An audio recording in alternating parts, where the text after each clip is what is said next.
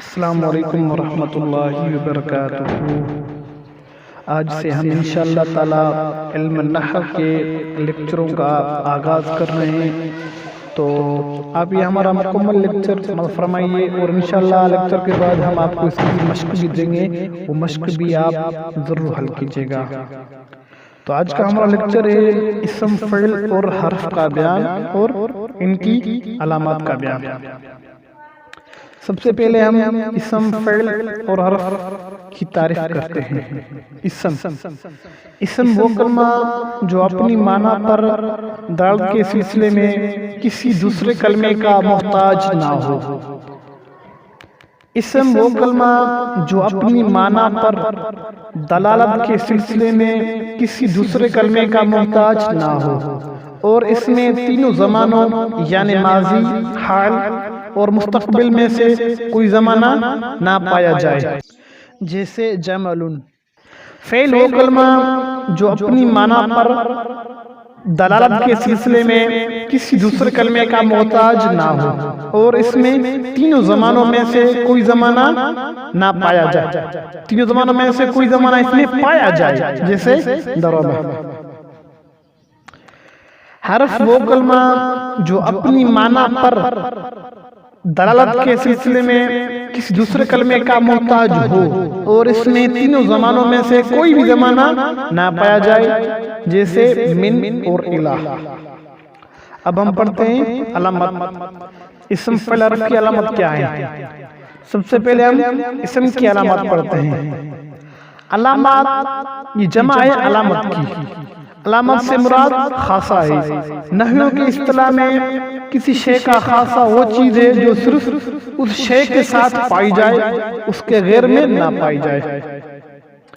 اسم کی مشہور 12 علامتیں ہیں۔ آخر میں تنوین ہونا، جیسے زید۔ شروع میں الف لام ہونا، جیسے المدینہ۔ ابتدا میں حرف جر ہونا، جیسے فی المسجد۔ مضاف ہونا، جیسے غلام زید میں لفظ غلام۔ مسند الیہ ہونا، جیسے زید قائم میں زید۔ مصغر ہونا، جیسے قریش۔ منصوب ہونا، جیسے بغدادی۔ تثنیہ ہونا، جیسے رجلان۔ جمع ہونا، جیسے مسلم۔ آپ ایک بات ڈونیشن کر لیجئے کہ تثنیہ اور جمع اسم ہی ہوتا ہے، فعل تثنیہ اور جمع نہیں ہوتا۔ تو اس میں ایک اعتراض یہ ہے کہ آپ نے کہا کہ تثنیہ اور جمع اسم ہوتا ہے، تو فعل بھی جمع ہوتا ہے، جیسے یضربان، یضربون، یہ فعل مضارع ہے اور یہ تثنیہ جمع ہو رہا ہے۔ تو اس کا جواب یہ ہے یضربان میں جو الف یعنی الف جو الف فاعل کا ہے، اور یضربون میں یہ واو بھی فاعل کا ہے، تو فاعل ہمیشہ اسم ہی ہوتا ہے۔ تو لہذا یہاں سے معلوم ہوا کہ فعل صرف واحد ہی ہوتا ہے، اسم ہی تثنیہ اور جمع ہوتا ہے۔ موصوف ہونا، جیسے جاء رجل عالم میں رجل، یہ موصوف ہے۔ آخر میں تاء متحرک ہونا، جیسے ضاربۃ۔ ابتدا میں حرف ندا کا ہونا، جیسے یا اللہ۔ نوٹ: مضاف ان دونوں کلمات میں سے پہلا کلمہ جن کا ترجمہ کرنے پر درمیان میں عموماً کا، کی یا کئی آئے۔